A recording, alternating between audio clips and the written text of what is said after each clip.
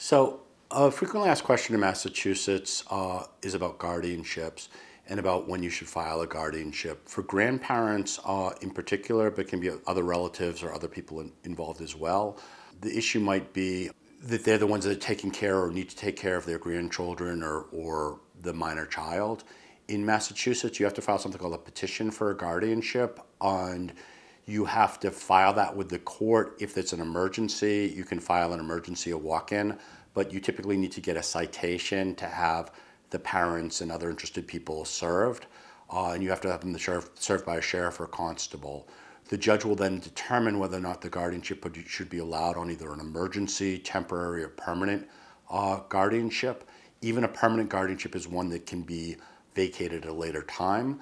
You basically need to show that the parents are either unfit, unavailable, or unwilling to parent the child or children.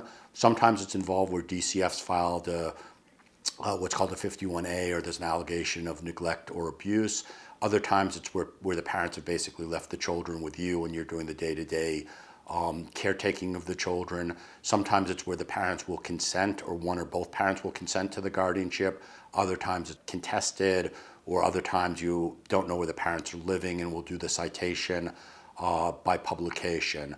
But regardless, you have to show that the parents are either unfit, unavailable, or unwilling to parent, and you have to have a hearing in front of the judge. You have to be able to explain the reasons, and generally people are better served by having an attorney than by going to court by themselves.